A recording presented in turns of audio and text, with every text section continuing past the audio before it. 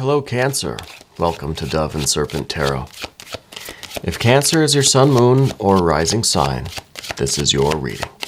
Please hit the like button, leave a comment, consider subscribing to the channel, especially if this reading resonates with you. And if there is anything you would like me to pray over, or meditate upon, or send positive energy toward, please let me know. Now, this is going to be a general reading, so try to be open and receptive to whatever may come through during our time together. I am merely the messenger. And I ask you to connect directly with each of these cards and use your own intuition to take you beyond the details that I might provide. And remember, Cancer, that the most important part of any tarot reading is you. And, Princess of Cups. That's kind of cool. I think we are starting to appreciate some of the oddities of life, right? Some of the strange synchronicities. We're starting to tap into our imagination, our subconscious a little bit, right? I like that. Let's see what else we're doing. A lot of water. Okay. Interesting. Interesting with the air energy here, too. I wonder if maybe Cancers right now are a little bit, or have been a little bit too intellectual, right? A little bit too left brain. Well, let's find out. Let's put a little bit more energy out on the table. Now we have some kind of strong, fiery energy. I like the Six of Swords here. Well, let's select our mystery card, bonus card, confirmation card. This is one card randomly from the Smith-Waite Tarot. And we're going to put Mr. Ed, the horse, right there on top. Now, that card we're not going to look at until the very end, okay? And what we're going to do is we're going to see if we can all collectively try to intuit what that card is going to be, okay? It's kind of an exercise that we're going to start doing on the channel where at the end, we will all take a moment to try to really tune into the energies and see if we can kind of collectively raise our vibrations, tap into our intuition, and figure that card out, right? But not yet. First, let's take a look at the energies. Major Arcana, Major, Major. So we have our Trinity of Major Arcana cards. We've got some fire. We do have our water. We do have our air. And we've got a little bit of earth.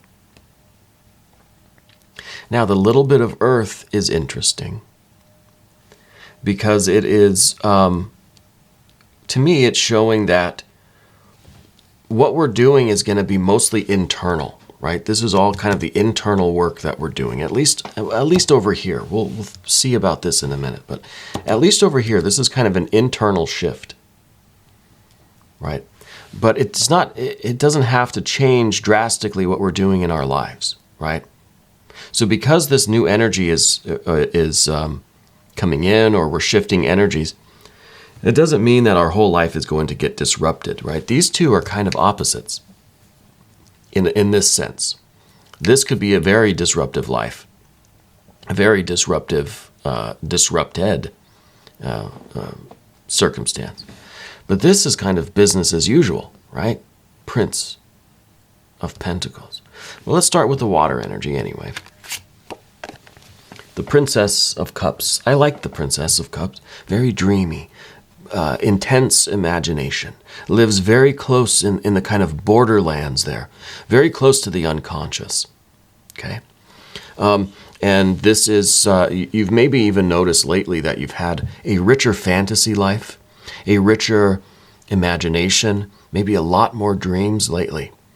More vivid dreams, more magical or mythical kind of dreams, right? Less dreams about your just kind of daily life. Like there was a period of time where I used to dream about work all the time, right?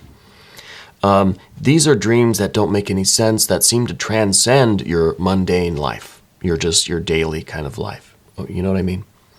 There's a lot more magical symbolism, a lot more maybe mythical creatures or different landscapes, just a lot of imagination there. Yeah.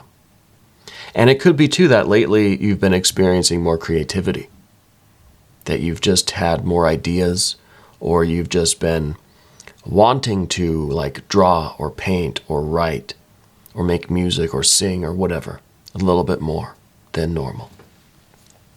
Because I think what's going on is we're experiencing a shift kind of from this left brain to the right brain, even though I know it's not scientifically accurate. And I know that it's, it's not just our logical left brain and our creative right brain. It's intermixed, right? It's a whole brain.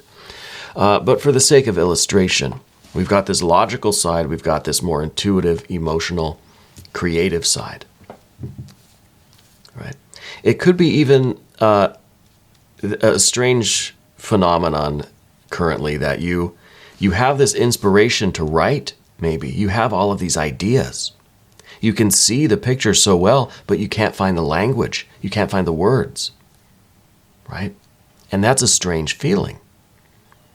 Because you can see the images, you feel, you can see what it is, but you can't find the words to express it.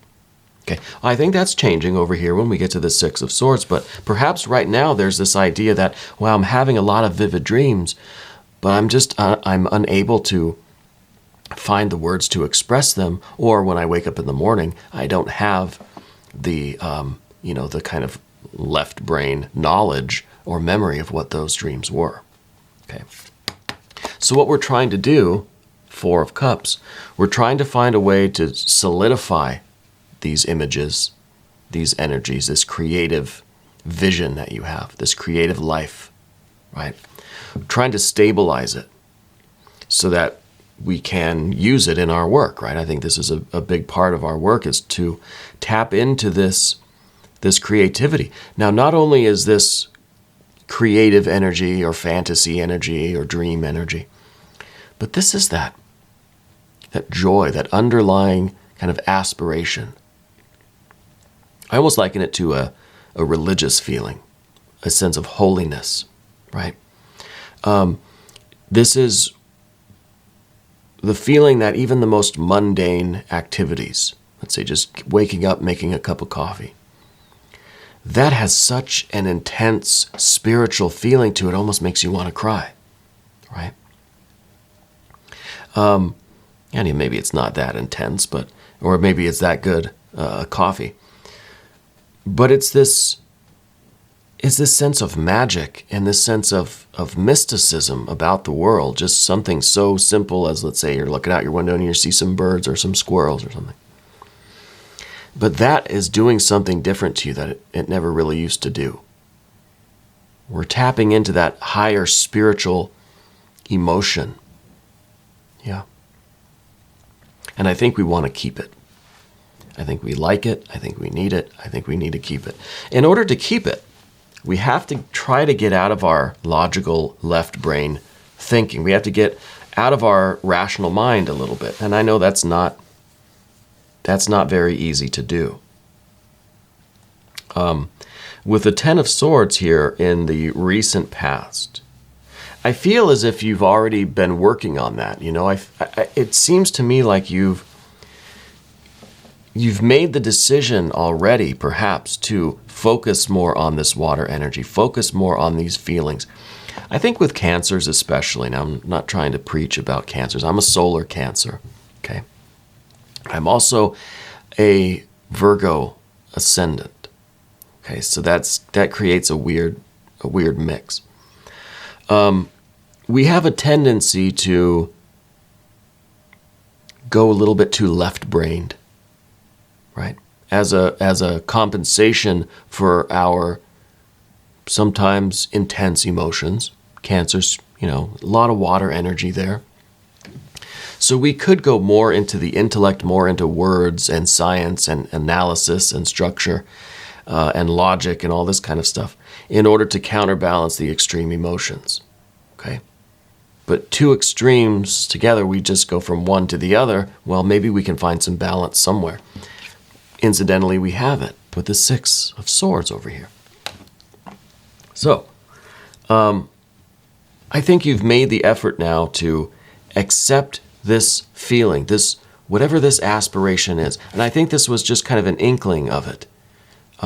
Just that, I don't know how else to describe it. See, it's beyond words. It's a sense of holiness, a sense of aspiration, of love, of a higher joy, a higher connection, right? And it doesn't even have to be a kind of a joyful feeling. It's deeper than that.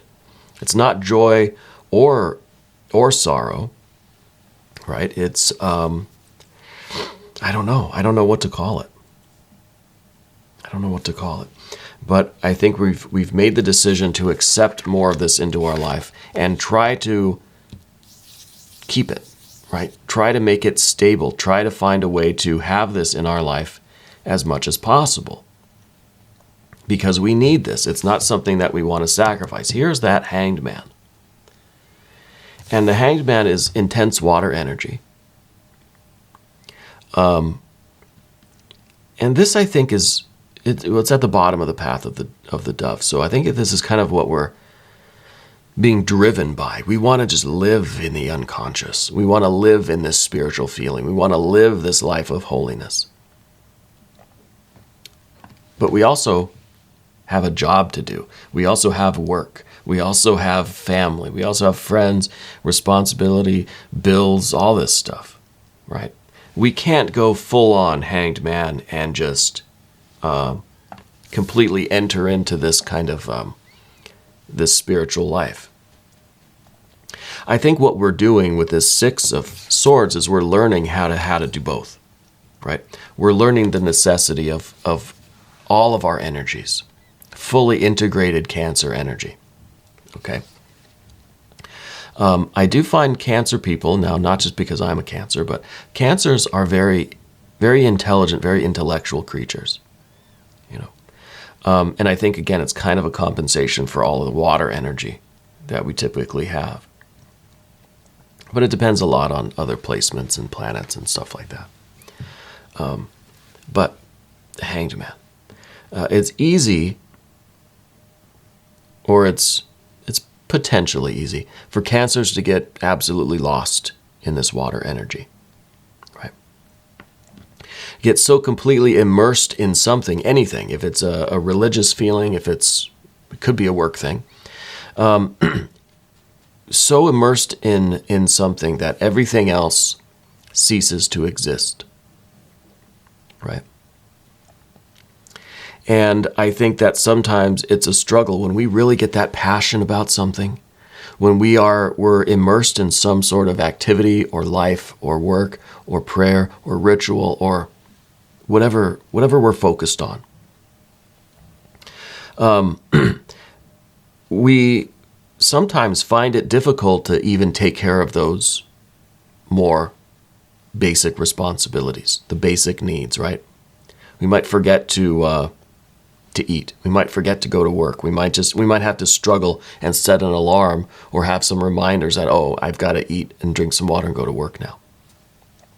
Because we're so wrapped up in this, all we want to do is be with this energy. Yeah. So we're trying to find balance. And we have the Two of Swords up here at the top. I think we made a decision to get out of this overly intellectual life or mode of energy. Right? We're trying to transcend just the purely mental life. And we're trying to get back into this emotional life. The higher emotional, not just not just the kind of having an emotional reaction to things that happen, but a deeper connected emotion, connected to spirit, connected to source, where we see God, goddess, deity in everything that we do. Right? And see, the Prince here, this is us remaining in our physical life, taking care of our responsibilities, but this is the air of the earth. This is the Prince of Pentacles. So it incorporates the air energy into it, right? So we still need, obviously, the air energy in order to continue our tasks. But now we're kind of doing it also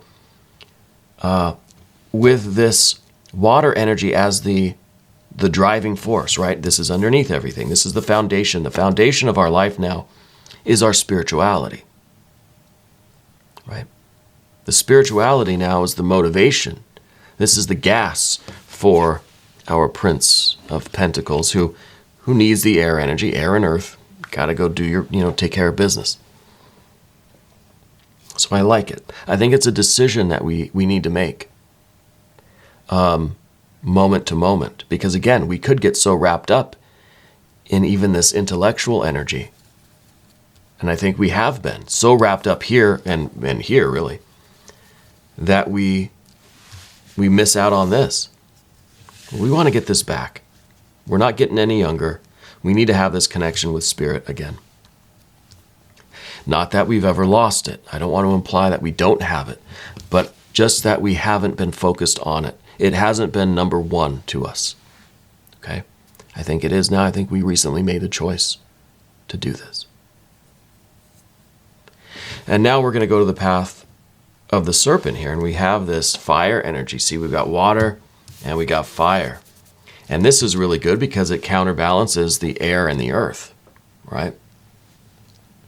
The air and the earth are two elements that kind of need to work together in order to accomplish our daily kind of life, right? Our physical existence.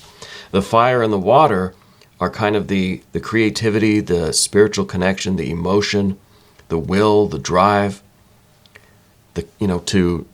to do this. Otherwise, this would be empty, right? The air and the earth would be empty without the water and the fire. And yes, water and fire typically aren't friends, right? In the Hermetic elements, they oppose each other. They allegedly weaken each other. Well, yes, sometimes they could. I think we have a very nice balance here because we have extreme water, but we got a tower to balance it. We've got a Knight of Wands, right? Fire and fire to balance these two water energies, right? So as much as the fire and the water are kind of antagonistic, I think together they're necessary ingredients because they produce the soul, they produce the mind, the psyche, that can then be expressed in the physical world. That then the steam really, that can then condense into action, into activity, into a life on this plane that is full, that has all of the elements in it. This contains everything here, our daily life. A daily life devoid of spirit is empty. See, so we need this energy. We need the friction produced by the fire and the water. We need the friction produced by the air and the earth.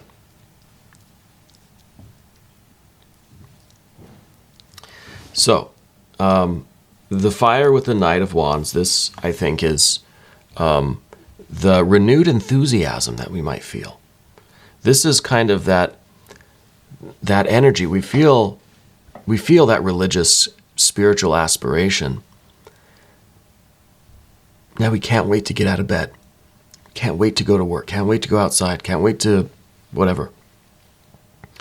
Because everything we do is a new opportunity, right? There's that sense of appreciating the new, the novel. Seeing everything as a sign, everything as a synchronicity. Everything is a fish in a percolator. Yeah. So we can't wait to go do everything because it's going to be an opportunity for us to commune with that higher spiritual force. Whatever you believe in, God, Goddess, deity, your guardian angel, spirit guides, ancestors, nature, right? Whatever it is. And it's not going to be imbalanced. This is heart and mind together. This is the air and the water now living in harmony, right? Air, water, even there's air here. So we have 3 air, we have 3 waters, so we have 3 airs. That, of course, this is air and earth. I don't want to neglect to mention that. So the air and the earth here. So it is kind of balanced even over here, right? Air, air, air, water, water, water. And then this one also has the earth energy. So it's feeling and thinking. It's our higher feeling. Again, this is our spiritual kind of emotion, right? Is now connected with our thinking, our rational mind, our psyche, our logic. So that we're living a more balanced life here. And that's represented here by the Six of Swords. This is in the position of our environment. This is how we're interacting with the environment now. We can have this feeling and we can also express it. We can also talk about it. We can also write it down, share it. And this also brings us a greater joy and love and appreciation, a greater communion with our environment. Rather than it just being air or just being water, just thinking or just feeling, now we have both and it's balanced. It gives us a brand new perception of the world, which is the sun. The sun is an energy that is fully harmonized, fully realized. It has perfect equilibrium, just enough going on within to withstand all of the energy coming without. It's in perfect balance within itself and with the environment. See? So this is all of the elements working together. The water and air, the fire and earth, to create this near perfect experience, right? As perfect as we can get. I think this is real enlightenment. This is real spiritual activation, right? It comes in the form of consciousness, of awareness, of maybe some presentience, some precognition. I feel like it's a real gnosis. I wonder why it's in the position of what we don't want. That's interesting. Or maybe it's not necessarily what we don't want, but maybe this is just the obstacle in this case. It's the fear, worry, or concern. Maybe we have this, I don't know what this is, spiritual feeling, whatever you want to call it. The words aren't accurate. The words don't describe it. It could be that our fear is that we're going to lose this. Our fear is that maybe we won't attain this, that this won't be something that's lasting, that this is a temporary feeling, but then I'm going to fall back into the air and I'm going to lose it. So it's almost this idea that we don't want this card because we're afraid of losing it. Does that make sense? I feel like that's what's going on, but the Tower energy too is very interesting. It's the final card. Now the Tower, it could mean a disrupted life. It could mean a lot of upheaval. But I like to look at it as the eye and the mouth. I like to focus on the eye and the mouth here, right? It's the eye, it's the third eye, it's the spiritual vision, right? It's the sixth sense. It is the eye of the sun, right? That sees all, knows all. So I think this card really is the spiritual activation. That kind of is coming whether we consciously accept it or not, Our ego or part of our psyche could be rejecting this card. I don't want this to happen because I don't want to lose this experience. If it's something that happens to me, well, what if it goes away? That sort of thing. I don't think we really get a much of a choice in the matter, right? I feel like you're going to see the truth and speak the truth. This is that Kundalini experience. This is that full chakra activation. And yes, it may feel as if it's disrupting the usual rhythm of your life, but it's for a positive purpose. It's going to lead to positive things. Okay. breaking out of your shell, so to speak, Cancer. Let's look at the mystery card. This is the point in the reading, thank you, Mr. Ed, where I'm going to ask everybody to look at these cards. Try to connect with the images, with the energies. Try to connect with what we talked about. What should this card be? What do you see in this card? What do you feel? This is an exercise we're going to start doing on the channel. I want to collectively raise the vibrations of this community. All of us together, tap into your intuition. And write it in the chat box or in the comment section what you think this card is. We'll pause for a second. If you want to pause the video, go ahead.